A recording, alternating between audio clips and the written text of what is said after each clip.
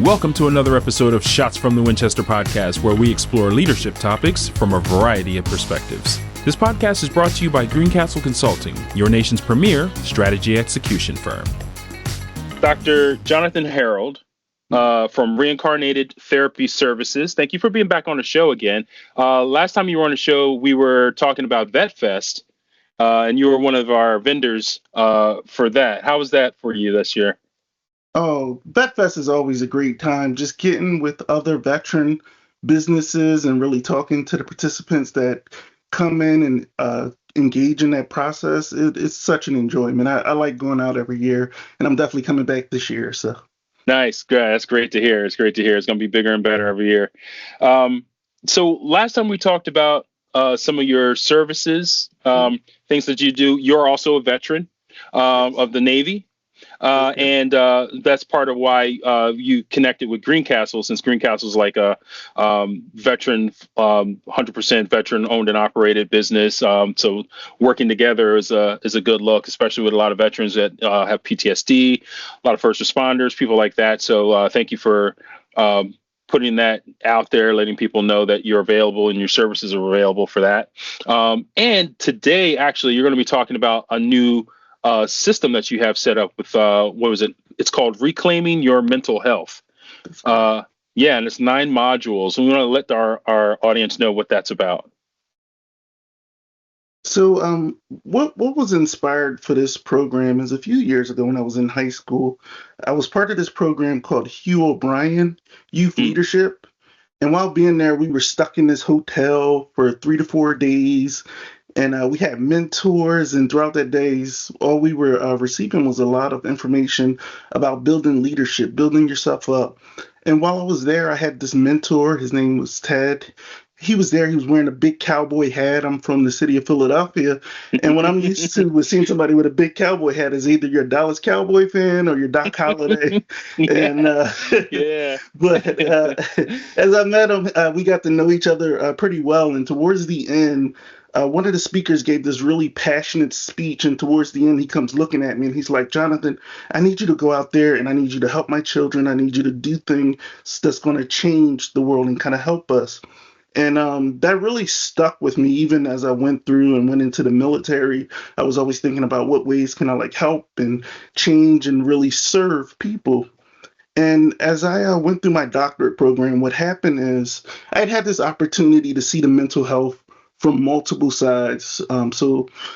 Everything from inpatient hospitals where people are like really severely ill to somewhere in between. And I got to see people in like outpatient or when they're dealing with like these minimal mental health symptoms. And what I noticed is with all of these companies, they all want to serve people, but at the end of the day, there's a limited amount of providers and there's a great need. And as a result of that, companies are always trying to find ways to bring people in, get them the services they need, but get them out. And while we had what happened during COVID, where a lot of people were just seeking mental help with mental illness, some people were really struggling just to find providers. And me and my wife, also my business manager over at Reincarnated Therapy Services, as we did some of our outreach, what we found is people were really like struggling to just connect with people. One young lady came in and she told me how she went to the hospital feeling really suicidal. And they looked at her and they were like, hey, we're going to send you home and we don't know when a therapist can talk to you, maybe 3 weeks, maybe a month.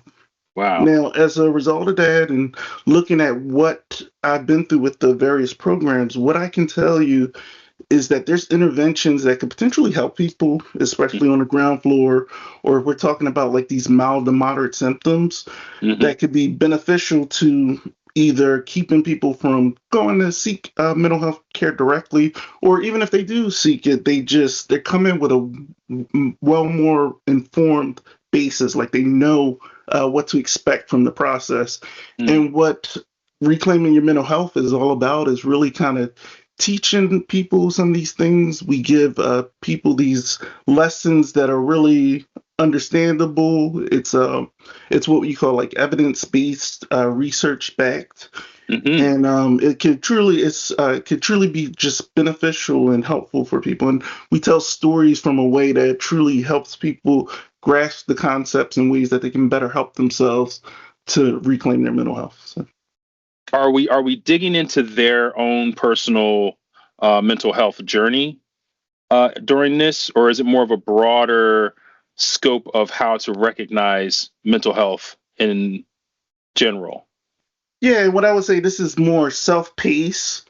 Hmm. So as you come in, there's these various concepts. So if you were to sit down with me for 10, 12, 14 sessions, there's some things that I clearly do initially up front while we're meeting. And some of those things would be like assessing what's going on, everything from depression, anxiety, some of people's background and history. Hmm. But then at some point, I come in and I'm really teaching people about interventions that could truly be beneficial. And what I've noticed and what some clients have given me feedback about is that I've sat with clients, they've come in and based off of the charts and the information that they brought, they were almost really close to suicidal. They was feeling like pretty Wow. suicidal. Hmm. And we sat down and we did some of this intake stuff and then educated them with some of this information that I'm giving and reclaim your mental health. And what we found is that maybe 2, 3 weeks later, they was a whole lot better. So Hmm. these interventions, just a little bit of these interventions really went a long way. Yeah. And what this program is self-paced, and you come in and we would talk about things like broad strokes of depression, broad strokes of anxiety, and maybe some things, limited things that you can do. Yeah. And the way these stories are told, they're told from multiple mediums. Hmm. So they're short form videos. Some of them are like artwork. Some of them are videos that you might see on YouTube. Some of them are like mindfulness based interventions. So a Hmm. bunch of different ways to interact that can be helpful to drive people and helping them with their mental health. Oh, that's impressive. Mm. And how long have you been running this program so far? So actually, this program just started on February 14th Nice. of Okay. 2025. That's the way we show love to the world, our program. Yeah. Yeah. Yeah. I see what you did Mhm. there. That's great. That's great. So, for our audience to get in contact with you to figure out how they can be a part of this, what would there be? What would their approach be? So you can actually go directly to our website, reincarnatedtherapy.com. And there we have a link directly to the program, and you can find it both from an individual basis and from an organizational basis. So with individuals, they're able to just go through and walk through the process.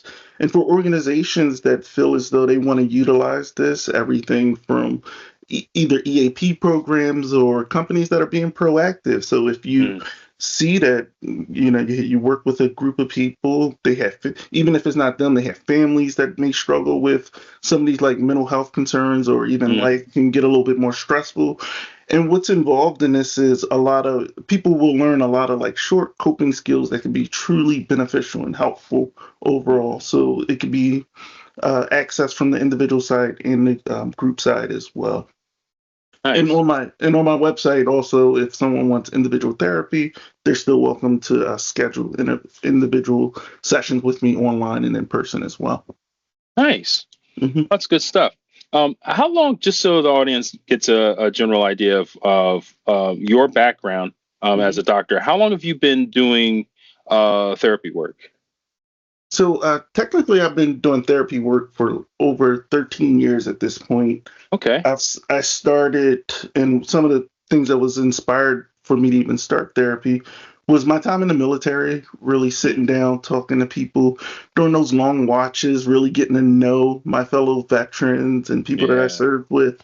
And then upon getting out, just really having that connection to continue to do that kind of work. Hmm. And initially, I did it through helping people get jobs through the PA Career Link, which is a government state employment agency. Hmm. And eventually, I went back and got my doctorate in psychology. And I've been doing this work as a psychologist for, at this point, over 7 years. As a Nice. Yeah, so That's awesome. That's Mhm. awesome. And you were in the Navy for how long? 7 years. 7 years in the Navy. Looking forward to working with you personally myself as well. Mhm. And so I would want to know, from my point of view, as a veteran, as a general human being with all kinds of issues that come through, Mhm. how would I be? How would you approach my situation? I come to you. Just speaking from the audience point of view, like what would be the approach? Like how would I come to you? What would you do with me? So first start is when people call me, I just call, schedule. We make sure that everything's good to go because sometimes when it comes to the insurance situation, I do take insurances, but Hmm. not all insurances. Hmm. But then when people come in, the first step really is we engage in intake process, and I tell people about some of my consents of receiving treatment, some of Hmm. basically my responsibilities in this process, and the client's responsibilities in this process. Hmm. And the next thing we do is we do assess and we look at things such as usually depression, anxiety. Is there any significant events that happen either presently or in the past that may contribute to what's going on currently? And then from there, oftentimes once there's a bit of a like understanding of what the diagnosis is, I really always start from a values based perspective when working with people. So oftentimes in life, whether we're struggling with something, if we know what our values are, it can truly be grounding for us as we move forward in our next steps. So, Hmm. an example I give you is when I wanted to go back to get my doctorate in psychology. One of the things that I really reasoned why I wanted to go back was I actually wanted to help veterans and really connect with veterans in a way that I Hmm. wasn't able to without the training. Hmm. But as I went back into get my doctorate degree, there was a lot at hand. There was late nights that was going to be involved with this. There was time that I was going to be away from my family. I was going to have Hmm. to take these statistics classes that I wasn't too happy about taking, but I knew I had to take it. It was part of the process. Yeah. And so with all of this, there's some ups and downs, and there's some Hmm. experiences, potential experiences of pain. But at the end of the day, I always knew that my value was to help veterans and serve veterans, and I knew Hmm. by getting this that it would help out. And same with us. We all have our own personal values that we're pushing towards, and sometimes, Hmm. especially when life throws us a bunch of challenges, we kind of forget, or we got to put more energy in this area, and we may step away from the things that are kind of most valuable to us, and that's Hmm. where. Good deal. So there's all people out there, and you know, coming from military, that there's something about like, oh, don't worry about, your mental health, everything's fine, just, carry on, and we don't focus enough on our energy or on our own emotions, and especially after we get out of service, especially for combat veterans, Mhm. who experience things that, no average person does. Mhm. um, uh, what would you say to a person right now who's listening to this podcast, who's like kind of on the fence? They probably recognize that there's something that they could do about themselves, mental health wise, that they could do to kind of improve the quality of their life. What would you say to somebody that's on their fence right now? Yeah, and first of all, I would just kind of validate the experience because when you join the military itself, you are looked at to basically be the hero. You're on the front line to kind of help and serve your country. And then while you're in service, some of these things are reinforced about, hey, don't admit that you got problems going on because not only can that hurt you, but it could hurt your career. So Hmm. we kind of bottle all that up, and then as we kind of get out, it's like these pressures come more and more, and there is like, all right, so maybe I should reach out, maybe I shouldn't. And I know that all I can say is I've talked to veterans who 60, 80 years old, and they look up and they're like, man, I wish I would have did this sooner. So Yeah, mm, yeah, yeah. yeah, that is true. Mhm. Well, thank you for putting out the services like this, and and helping so many veterans, regain some of that quality of life, for sure, And outside of veterans, because I know that we have a broader audience than just the veteran community that we do cater to, but for the broader, the people out there who are dealing with whatever they're dealing with, PTSD comes in so many different forms. Different types of issues come in so many different forms, and recognizing that, talk to Dr. Johnathan Harold and work through his programs and see what you can do to get back that quality of life. So thank you so much for being on our show. And I'm looking forward to seeing you at VetFest again, because, that was always a good look, and it's always great to see you. And I'll be reaching out to you real soon, too, because I think things are starting to calm down in my world where I can start making those moves like this. So definitely looking forward to it. Guys out there, make sure you like and subscribe. Put some comments underneath of this video, too. Let us know what your journey is, and we'll talk to you next week. See you soon.